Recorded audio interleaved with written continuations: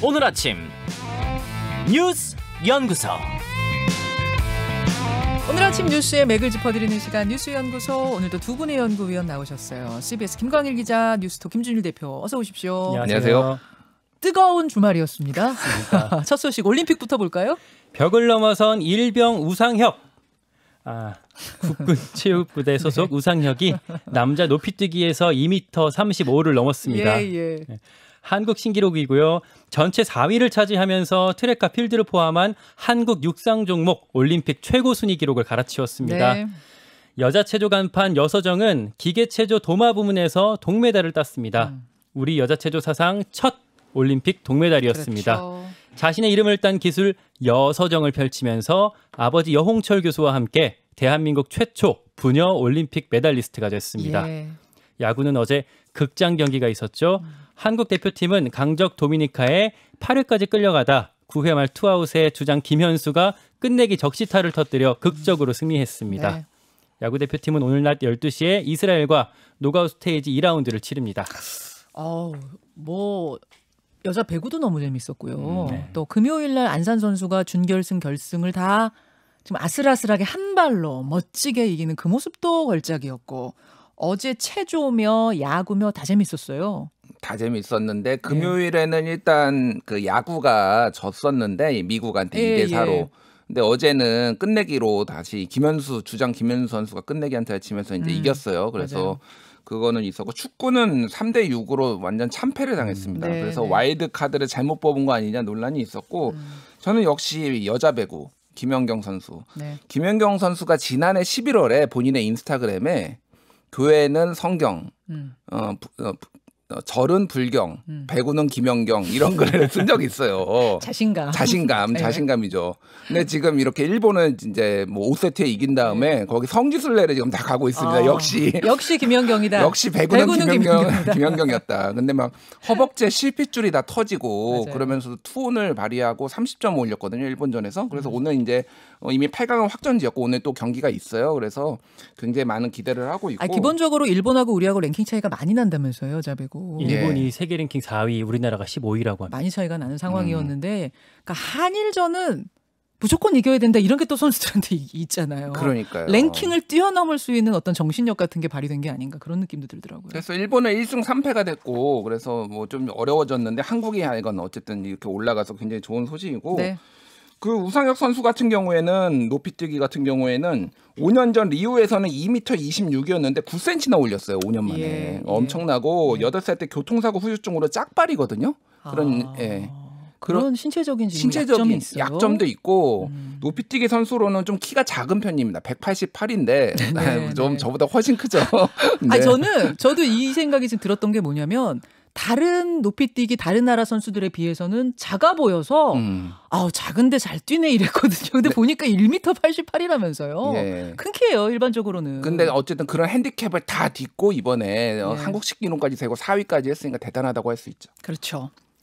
양궁 안산 선수에 대한 어떤 온라인 괴롭힘이 주말까지 또 지금도 좀 계속되고 있는데요. 국민의힘 양준후 대변인이 여기 좀 가세를 했어요. 예. 공적 영역에서 극단적 페미니스트스러운 발언을 했다면 비판과 논란이 될 수 있다라고 말하면서 불을 지폈는데요. 안산 선수가 이제 소셜 미디어에다 예전에 뭐 웅앵웅, 뭐 5조 5억개 이런 표현을 썼다는 거를 갖고 이제 문제를 삼았습니다. 그러니까 시작은 쇼컷과 여대를 나왔으니 페미 아니야? 네. 이렇게 누군가가 SNS 온라인에서 던진 말부터 시작을 해서 네. 그래서 뒤져보니 SNS 과거 발언을 뒤져보니 뭐 웅행웅 5조 네. 5억 뭐 이런 단어를 썼더라. 그럼 이 사람 뭐 레디컬 페미니스트 아니야? 이렇게 얘기가 흘러간 거예요. 그러니까 쇼컷에 그런 단어까지 썼으면 페미니스트 아니냐? 뭐 이런 얘기인데, 뭐 그런 표현을 쓰면 다 페미니스트라는 건지, 또 페미니스트가 뭐 정말 페미니즘이 나쁜 거라는든지 뭐 이런 설명은 추가적으로 없었습니다. 큰 논란이 있었죠. 예. 도대체 안산이 무슨 죄를 졌길래 금메달을 박탈하라는 이런 운동까지 벌어졌느냐, 이해할 수 없다. 정치권, 뭐 스포츠계는 물론이고 연예계, 온 사회가 들고 일어난 그런 주말이었어요. 그러니까 축하와 감사를 받아야 될 시기에 이런 논란에 이제 빠지게 된 상황이 너무나도 안타깝습니다. 그렇죠. 양준호 대변인과는 저희가 통화를 했습니다. 혹시 인터뷰가 가능하면 인터뷰도 좀 해보려고 했는데 일단 인터뷰는 사양을 했고요. 거절을 했고요. 양준호 대변인의 말은 안산에 대한 비판은 미친 짓이다. 그건 있어서는 안 된다는 얘기를 난 하고 싶었던 것이다. 다만 5조 5억이라든지 웅행옹 같은 단어를 썼다는 것까지 거기에 들어있었기 때문에 이런 이제 혐오가 일어난 그 맥락 자체에 대한 설명을 좀 보탠 것뿐이었다. 이렇게 해명을 했습니다. 이 이야기는 오늘 뉴스닥에서 여야 분들 나오시니까요. 다시 한번 좀 나눠보기로 하고 일단 세 번째 가죠. 압수수색하듯 기습 입당한 윤석열. 네.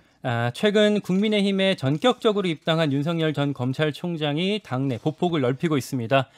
당내 최대 계파로 불리는 초선 의원 공부 모임에 아침 일찍부터 참석하고요.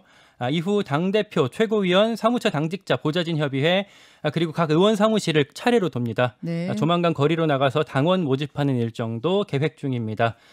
국민의힘 이준석 대표는 국민의당 안철수 대표에게 이번 주를 합당 협상의 데드라인으로 제시했습니다.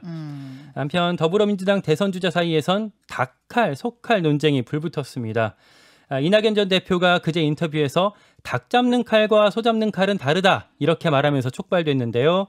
이재명 경기지사가 자꾸 자신의 공약 이행률을 문제 삼으니까 네. 이 지사가 자치단체장 하는 동안 자기는 총리로서 국정 전반을 다뤘다는 점을 강조한 것으로 해석됩니다.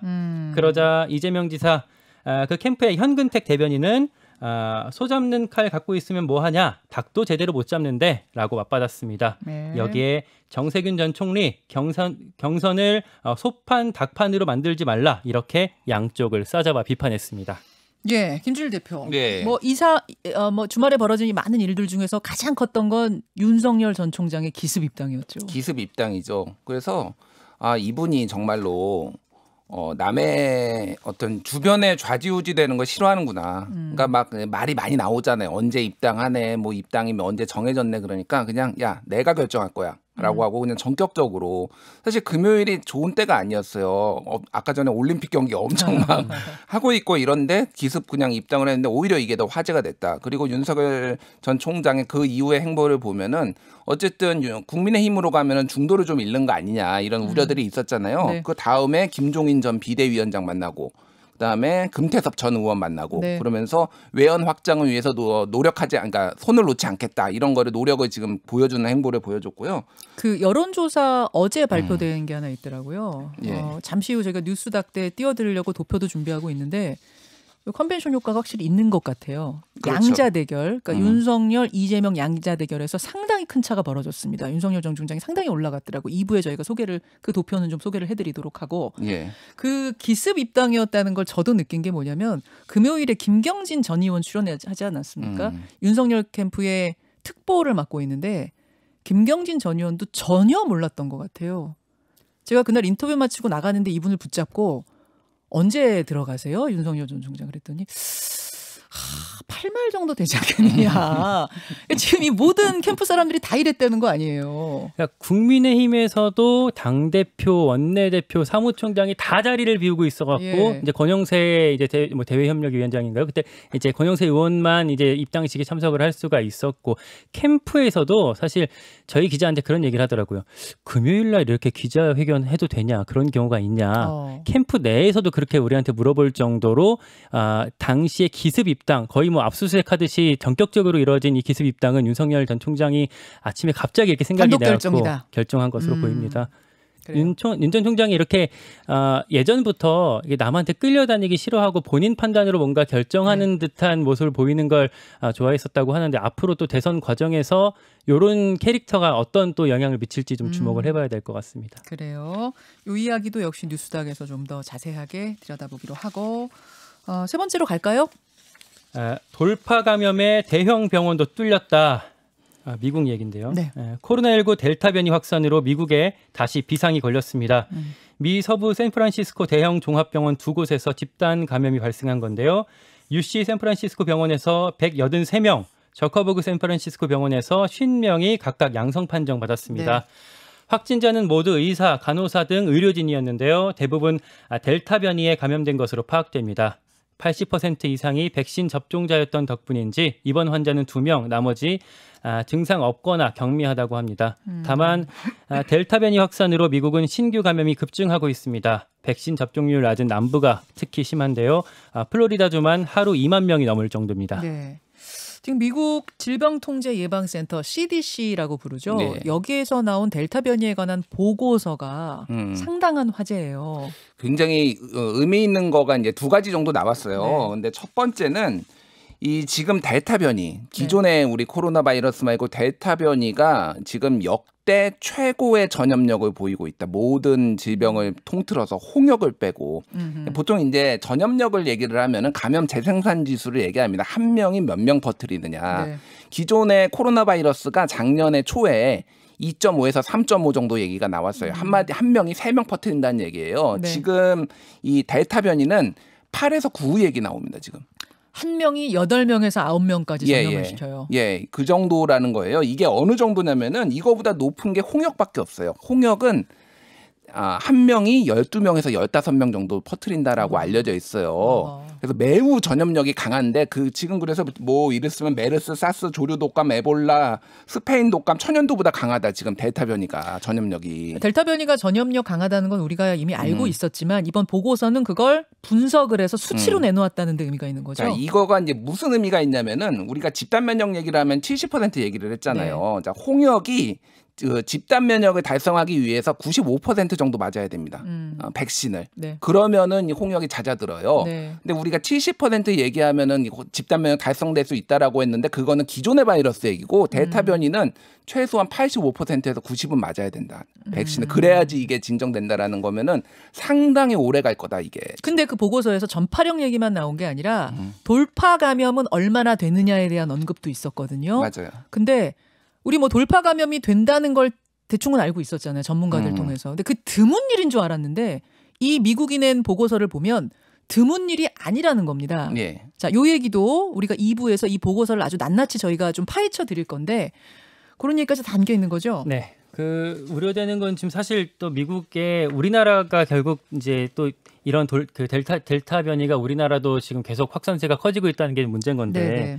신규 확진은 어제 오후 9시까지 1,159명으로 집계됐거든요. 네. 또 자정까지 합하면 1,200명대 정도로 예상이 됩니다. 정부는 확산세가 그치지 않으면 추가 조치를 또 검토하겠다라고 얘기를 했는데 조만간 광복절 연휴가 또 있습니다. 이때까지 네. 사태가 잡히지 않으면 또 문제가 생길 것 같은데 그 전에 막아야 된다는 각오로 계속 좀 조치를 취해줬으면 좋겠습니다. 예, 여기까지 두 분 수고하셨습니다. 감사합니다. 김현정의 뉴스쇼는 청취자 여러분의 참여로 이루어집니다. 트위터, 페이스북, 레인보우 게시판, 그리고 단문 50원, 장문 100원의 유료 문자 샵 1212, 우물정 1212 통해 참여하실 수 있습니다. 김현정의 뉴스쇼, 여러분과 함께 만듭니다.